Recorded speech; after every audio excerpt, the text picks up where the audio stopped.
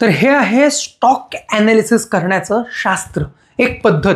मी आता जो कोर्समध्ये व्हिडिओ ॲड केला त्यात मी या प्रत्येकाचे डिटेल सांगितलेत खूप बारकाईने. म्हणजे नेमकं मार्केट कॅपमध्ये काय बघणार, मग यात तुम्ही स्विंगसाठी बघताना काय बघणार आणि इन्व्हेस्टमेंटसाठी काय बघणार, हे ROCE काय, ROE काय, इक्विटी बघायची का, मी 3 वर्षाचे ग्रोथ 3 वर्षामध्ये त्याने कन्सिस्टंटली काय पद्धतीने ग्रोथ केलेत सेल्समधले हे बघायचे, मी debit to equity ratio, PE ratio यांना कुठल्या अनुषंगाने बघायचं, हे क्रायटेरिया ठरवलेत कसे, हे मी सगळं सांगितलंय.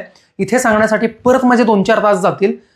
नथिंग द लेट, मी तुम्हाला सांगतोय काय, हे आहे माझ्या आवडीचं म्हणजे sector of mid cap. Mid cap हे माझ्या आवडीचं सेक्टर आहे एवढ्याचसाठी कारण तुम्ही कधी सुद्धा आहे ना निफ्टी बघा, त्याच्यापेक्षा जास्त पोटेन्शियल नेक्स्ट 50th आहे, ह्याच्यापेक्षा मरणाचा पोटेन्शियल मिड कॅपमध्ये आहे आणि मिड कॅपपेक्षा कधीच जास्त स्मॉल कॅपमध्ये पोटेन्शियल आहे. पण स्मॉल कॅप घेणं हे रिस्क आहे, मिड कॅपमध्ये एवढीशी रिस्क नाही. मिड कॅप कुठलाही नीट बघा, प्रत्येकात FIIची इन्व्हेस्टमेंट 20-20%, 40-40%, काहींमध्ये तर 40-45च्या पण पुढे टक्के एवढी FIIची इन्व्हेस्टमेंट आहे. म्हणजे याच्या प्रमोटरपेक्षा पण जास्त स्टॉक घ्यायला FII बसले आहेत लिटरली. एवढे मिड कॅप भारी आहेत. इंडियन मिड कॅप हे लिटरली सोन्यापेक्षा भारी आहेत. सोनं म्हणजे काय, त्याला तर इयर ऑन इयर 10-12-15% वाढेल. मिड कॅप आहेत भाऊ, म्युच्युअल फंडच याचा 60-60% देतो वर्षाला, स्टॉकने 150% देणं एक्सपेक्टेड आहे. असो, एक्सपेक्टेड नंतर बघू, आधी आपल्या ट्रेडिंगचं बघू. आपल्याला काय पाहिजेत, 5% 20-30 वेळा दे, निम्मा आमचं कंपाऊंडिंग उरक, आम्हाला मोकळं करून दे, किंवा 15% आम्हाला एक 5-6 वेळा जरी दिले, निम्म अधिक काम संपून जातं. 15% 15-16 वेळा जरी काढलात, खरंच तुमचं काम संपतं. आणि याच्यातला कुठला पण शेअर आहे ना 15% असा पळतो बरं का, असा. पण कुठे घ्यावा हे मात्र महत्त्वाचं आहे. हा आहे HDFC AMC आहे ना, ICICIचं आहे, HDFCचं आहे. याचा PE रेशो खरंच खूप जास्त आहे, 45 आहे. DE पण 0 आहे, कारण ह्याच्यावरती काय कर्ज असणार आहे, हा दुसऱ्यांचे पैसे घेतो, कर्ज कुठून काढणार. OPM याचा बराच पुढे आहे. ROE 32 ठीकठाक आहे, म्हणजे it's not so bad. ROC 43 आहे. बऱ्याच पॅरामीटरमध्ये हा बसतोय. HDFC AMC वर लक्ष ठेवा.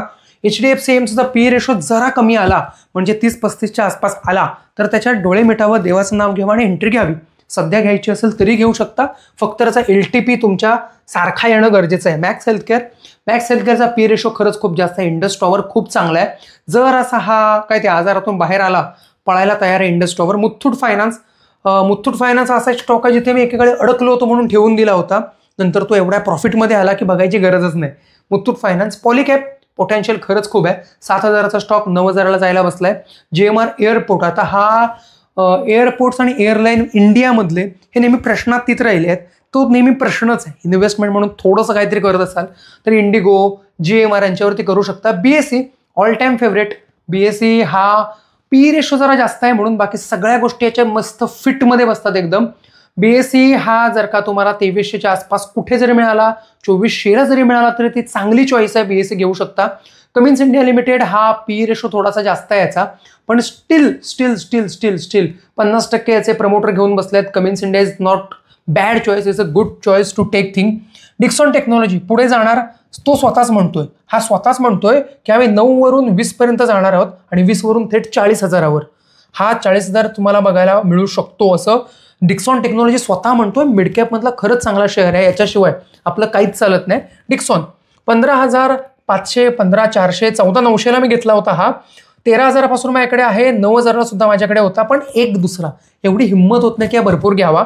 हा एकटा घेण्यापेक्षा नाही का ते 200 गेल बिल घेण्यात आहे ना खूप इंटरेस्ट येतो. मी पण माणूसच आहे शेवटी. माझ्याकडे पण असे 5-6 जास्त शेअर नाही आहेत, घेण्याची खूप इच्छा आहे. फॅमिली पोर्टफोलिओत आहेत, माझ्या पर्सनल पोर्टफोलिओत नाही आहेत. SRF ठीक आहे, पण परत PE मोठा आहे. मॅरिको परत PE मोठा आहे. मॅरिको FMCG मध्ये येतो. FMCG पेक्षा जर का पॉवर सेक्टर आणि टेक्नॉलॉजी सेक्टरमध्ये आता पडलात तर ते नाही का जरा एक्स्ट्रा ऑपॉर्च्युनिटी आहे. ल्युपिन खरंच चांगला आहे. ल्युपिन हा 1900 आहे ना, मी नंतर तुम्हाला ल्युपिनचा अनालिसिस पण दाखवणार आहे. 1880च्या आसपास मिळाला तर बेस्ट चॉईस. भेल 250 आहे, भेल 250च्या मध्ये कुठे पण चांगली चॉईस आहे. 260-270 हा एखाद्या चांगल्या परिस्थितीत जाईल, पण याचा PE रेशो खूप मोठा आहे म्हणून मला भीती वाटते. SBI कार्ड ह्याच्यावर पण मला भीती वाटते. मी इन्व्हेस्टमेंटला 730-740 पासून घेतलाय, ह्याच्यातून हात बाहेर मी एखाद दिवशी काढून पण घेईन.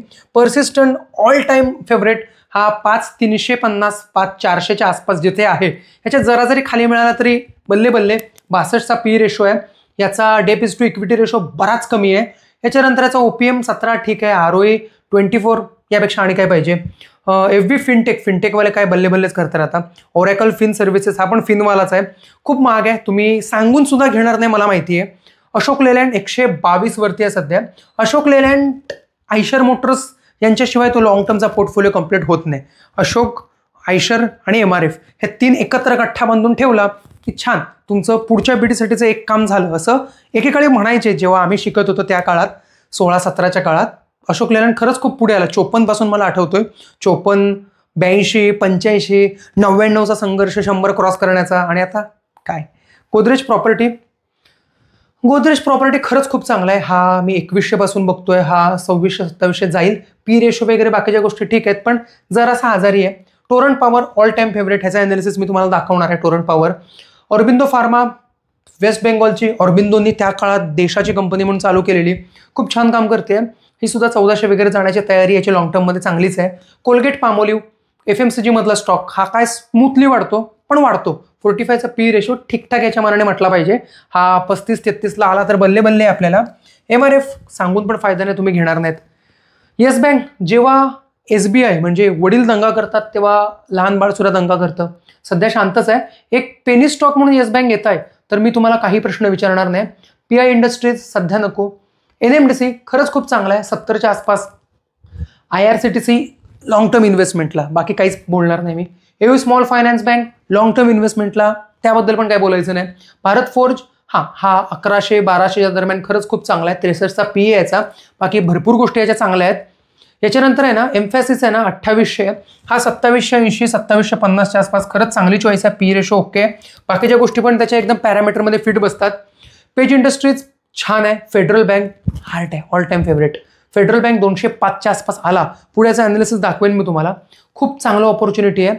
पेट्रोनेट LNG 300च्या आसपास कधी पण घ्यावा. व्होल्टास हा 1280च्या आसपास, अगदी 1350ला जरी असेल खूप छान आहे. 1280ला मी घेतलेला, हा 1350च्या आसपास मिळाला, खरंच घ्यावा. 55चा PE आहे, बाकीच्या गोष्टी पण बसतात. टाटाचा स्टॉक आहे. ॲस्ट्रल पण ठीक आहे.